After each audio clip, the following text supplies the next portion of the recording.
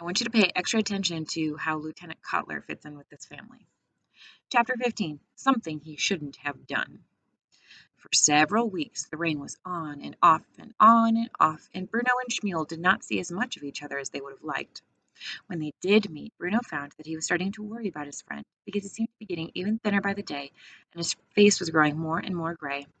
Sometimes he brought more bread and cheese with him to give to Schmuel, and from time to time he even managed to hide a piece of chocolate cake in his pocket. But that walk from the house to the place on the fence where the two boys met was a long one, and sometimes Bruno got hungry on the way and found that one bite of the cake led to another, and that in turn led to another. And by the time there was only one mouthful left, he knew it would be wrong to give it that to Schmuel because it would only tease his appetite, not satisfy it. Father's birthday was coming up soon, and although he said he didn't want to fuss, Mother arranged a party for all the officers serving it out with, and a great fuss was made to prepare for it. Every time she sat down to make plans for the party, Lieutenant Cutler was there beside her to help, and between them they seemed to make more lists than could ever possibly be needed. Bruno decided to make a list of his own, a list of all the reasons why he didn't like Lieutenant Cutler. There was the fact that he never smiled and always looked as if he was trying to find somebody to cut out of his will. On the rare occasions when he did speak to Bruno, he addressed him as Little Man, which is just plain nasty because, as Mother pointed out, he just hadn't had his growth spurt yet. Not to mention the fact that he was always in the living room with Mother, making jokes with her, and Mother laughed at his jokes more than she laughed at Father's. Once, when Bruno was watching the camp from his bedroom window, he saw a dog approach the fence and start barking loudly. And when Lieutenant Cutler heard it, he marched right over to the dog and shot it. Then there was all that nonsense that Gretel came out with whenever he was around. And Bruno still hadn't forgot that evening with Pavel, the waiter, who was really a doctor, and how angry the young lieutenant had been. Also, whenever Father was called away to Berlin on an overnight trip, the lieutenant hung around the house as if he were in charge. He would be there when Bruno was going to bed, and be back again in the morning before he even woke up. There were a lot more reasons why Bruno didn't like Lieutenant Cutler, but these were the first things that came into his mind. On the afternoon before the birthday party, Bruno was in his room with the door open when he heard Lieutenant Cutler arriving at the house and speaking to someone, although he couldn't hear anyone answering back. A few minutes later, he was coming downstairs. He heard Mother giving instructions about what needed to be done, and Lieutenant Cutler was saying, "Don't worry. This one knows which side his bread is buttered on," and then laughed in a nasty way. Bruno walked towards the living room with a new book Father had given him called Treasure Island, intending to sit in there for an hour or two while he read it. But as he walked through the hallway, he ran into Lieutenant Cutler, who was just leaving the kitchen. "Hello, little man," the soldier said, sneering at him as usual. "Hello," said Bruno, frowning. "What are you up to, then?" Bruno stared at him and started thinking of 7 more reasons to dislike him. "I'm going in there to read my book," he said, pointing toward the living room. Without a word, Cutler whipped the book out of Bruno's hands and started to flick through it. "Treasure Island," he said. "What's it about, then?" "Well, there's an island," said Bruno slowly, to make sure the soldier could keep up, "and there's treasure on it." "I could have guessed that," said Cutler, looking at it as if there were things that he would like to do to the boy if he were a son of his and not the son of the commandant. "Tell me something I don't know about it." "There's a pirate in it," said Bruno, "called Long John Silver, and a boy called Jem Hawkins." "An English boy?" asked Cutler. "Yes," said Bruno. "Ah," grunted Cutler. Bruno stared at him and wondered how long it would be before he gave back his book. He didn't seem particularly interested in it, but when Bruno reached for it, he pulled it away. "Sorry," he said, holding it out again, and when Bruno reached for it, he pulled it away a second time. "Oh, I'm sorry," he repeated, and held it out once more, and this time Bruno swiped it out of his hand quicker than he could pull it away. "Aren't you quick?" muttered Lieutenant Cutler between his teeth. Bruno tried to step past him, but for some reason Lieutenant Cutler seemed to want to. "All set for the party, are we?" "Well, I am," said Bruno, who had been spending more time with Gretel lately and had developed a liking for sarcasm. "I can't speak for you." "There will be a lot of people here," said Lieutenant Cutler, breathing in heavily and looking around as if this was his house and not Bruno's. "We'll be on our best behavior, won't we?" "Well, I'll be," said Bruno. "I can't speak for you." "You've got a lot to say for such a little man," said Lieutenant Cutler. Bruno narrowed his eyes and wished he were taller, stronger, and 8 years older. A ball of anger exploded inside him and made him wish that he had the courage to say exactly what he wanted to say. It was one thing, he decided, to be told what to do by mother and father. That was perfectly reasonable and expected. But it was another thing entirely to be told what to do by someone else, even by someone with a fancy title like lieutenant. "Oh, Kurt, precious, you're still here," said Mother, stepping out of the kitchen and coming toward him. "I've a little free time now if—" "Oh," she said, noticing Bruno standing there. "Bruno, what are you doing here?" "I was going into the living room to read my book," said Bruno. "Or I was trying to, at least." "Well, run along in the kitchen for the moment," she said. "I need a private word with Lieutenant Cutler." And they stepped into the living room together as Lieutenant Cutler closed the doors in Bruno's face. Seething with anger, Bruno went into the kitchen and got the biggest surprise of his life. There, sitting at the table a long way from the other side of the fence, was Shmuel. Bruno could barely believe his eyes. "Shmuel!" he said. "What are you doing here?" Shmuel looked up with his terrified face broke into a broad smile when he saw his friend standing there. "Bruno!" he said. "What are you doing here?" repeated Bruno, for although he still didn't quite understand what took place on the other side of the fence, there was something about the people from there that made him think that they shouldn't be here in his house. "He brought me," said Shmuel. "He?" asked Bruno. "You don't mean Lieutenant Cutler?" "Yes, he said there was a job for me to do here." And when Bruno looked down, he saw 64 small glasses, the ones Mother used when she was having one of her medicinal sherries, sitting on the kitchen table, and beside them a bowl of warm soapy water and lots of paper napkins. "What on earth are you doing?" asked Bruno. "They asked me to polish the glasses," said Shmuel. "They said they needed someone with tiny fingers." As if to prove something that Bruno already knew, he held out his hand, and Bruno couldn't help but notice that it was like a hand of the pretend skeleton that Erlitz had brought with him one day when they were studying human anatomy. "I've never noticed before," he said in a disbelieving voice almost to himself. "Never noticed what?" said Shmuel. In reply, Bruno held his own hand out so that the tips of their middle fingers were almost touching. "Our hands," he said. "They're so different. Look." The two boys looked down at the same time, and the difference was easy to see.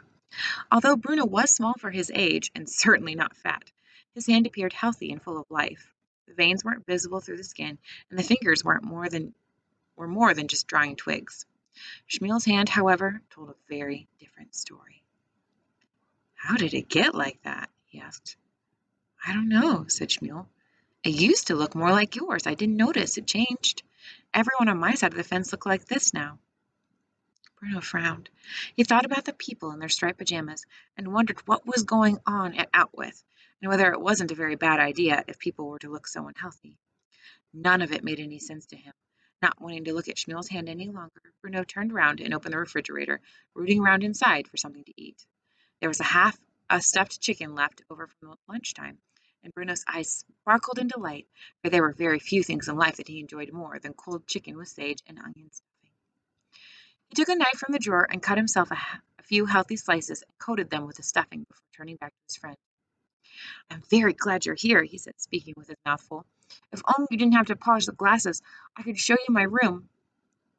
"He told me not to move from the seat or there'd be trouble." "I wouldn't mind him," said Bruno, trying to sound braver than he actually was. "This isn't his house, it's mine, and when Father's away, I'm in charge. Can you believe he's never read Treasure Island?" Shmuel looked as if he wasn't really listening. Instead, his eyes were focused on the slices of chicken and stuffing that Bruno was throwing casually into his mouth. After a moment, Bruno realized what he was looking at and immediately felt guilty. "I'm sorry, Shmuel," he said quickly. "I should have given you some chicken, too. Are you hungry?" "That's a question you never have to ask me," said Shmuel, who, although he had never met Gretel in his life, knew something about sarcasm, too. "Wait there, I'll cut some off for you," said Bruno, opening the fridge and cutting another 3 healthy slices. "No, if he comes back," said Shmuel, shaking his head quickly and looking back and forth towards the door. "If who comes back?" "Pfft, you don't mean Lieutenant Cutler." "I'm just supposed to be cleaning the glasses," he said, looking at the bowl of water in front of him in despair, and then looking back at the slices of chicken that Bruno held out to him. "He's not going to mind," said Bruno, who was confused by how anxious Shmuel seemed. "It's only food." I can't, said Shmuel, shaking his head and looking as if he was going to cry. He'll come back. I know he will. He continued his sentences, running quickly together. I should have eaten them when you offered them, and now it's too late. If I take them, he'll come in and Shmuel, here, said Bruno, stepping forward and putting the slices in his friend's hand. Just eat them. There's a lot left for our tea. You don't have to worry about it. The boy stared at the food in his hand for a moment, and then looked up at Bruno with wide and grateful but terrified eyes. He threw one more glance in the direction of the door and seemed to make a decision. Then he thrust all 3 slices into his mouth on one go and gobbled them down in 20 seconds flat. Well, you don't have to eat them so quickly, said Bruno. You'll make yourself sick. I don't care, said Shmuel, giving a faint smile. Thank you, Bruno. Bruno smiled back, and he was able to offer him some more food. But just at that moment, Lieutenant Cutler reappeared in the kitchen and stopped when he saw the 2 boys talking. Bruno stared at him, feeling the atmosphere grow heavy, sensing Shmuel's shoulders sinking down as he reached for another glass and began polishing. Ignoring Bruno, Lieutenant Cutler marched over to Shmuel and glared at him. What are you doing? He shouted. Didn't I tell you to polish those glasses? Shmuel nodded his head quickly and started to tremble a little as he picked up another napkin and dipped it in the water. Who told you were allowed to talk in this house? Continued Cutler. Did you dare disobey me? No, sir, said Shmuel quietly. I'm sorry, sir. He looked up at Lieutenant Cutler, who frowned, leaning forward slightly and tilting his head as he examined the boy's face. Have you been eating? He asked in a quiet voice, as if he could scarcely believe it himself. Shmuel shook his head. You have been eating, insisted Lieutenant Cutler. Did you steal something from that fridge? Shmuel opened his mouth and closed it. He opened it again to try to find words, but there were none. He looked towards Bruno, his eyes pleading for help. Answer me, shouted Lieutenant Cutler. Did you steal something from that fridge? No, sir. He gave it to me, said Shmuel, tears welling up in his eyes. He threw a sideways glance at Bruno. He's my friend, he added. You're, began Lieutenant Cutler, looking across at Bruno in confusion. He hesitated. What do you mean he's your friend? He said. Do you know this boy, Bruno? Bruno's mouth dropped open, and he tried to remember the way you use your mouth if you wanted to say the word yes. He had never seen anyone look so terrified as Shmuel did at that moment, and he wanted to say the right thing to make things better, but then he realized that he couldn't, because he was feeling just as terrified himself. Do you know this boy? repeated Cutler in a louder voice. Have you been talking to the prisoners? He was here when I came in, said Bruno. He was cleaning glasses. That's not what I asked you, said Cutler. Have you seen him before? Have you talked to him? Why does he say you're his friend? Bruno wished he could run away. He hated Lieutenant Cutler, but he was advancing on him now, and all Bruno could think of was that afternoon when he had seen him shooting a dog, and the evening when Pavel had made him so angry that he... Tell me, Bruno, shouted Cutler, his face going red. I won't ask you a third time. I've never spoken to him, said Bruno immediately. I've never seen him before in my life. I don't know him. Lieutenant Cutler nodded and seemed satisfied with the answer. Very slowly he turned his head back to look at Shmuel, who wasn't crying anymore, merely staring at the floor, looking as if he was trying to convince his soul not to live inside his tiny body anymore, but to slip away and sail to the door and rise up into the sky, gliding through the clouds until it was very far away. You will finish polishing all of these glasses, said Lieutenant Cutler in a very quiet voice now, so quiet that Bruno almost couldn't hear him. It was as if all of his anger had just changed into something else. Not quite the opposite, but something unexpected and dreadful. And then I will come to collect you and bring you back to the camp, where we will have a discussion about what happens to boys who steal. This is understood, yes? Shmuel nodded and picked up another napkin and started to polish another glass. Bruno watched as his fingers shook, and he knew that he was terrified of breaking one. His heart sank, but as much as he wanted to, he couldn't look away. Come on, little man, said Lieutenant Cutler, coming towards Bruno now and putting an unfriendly arm around his shoulder.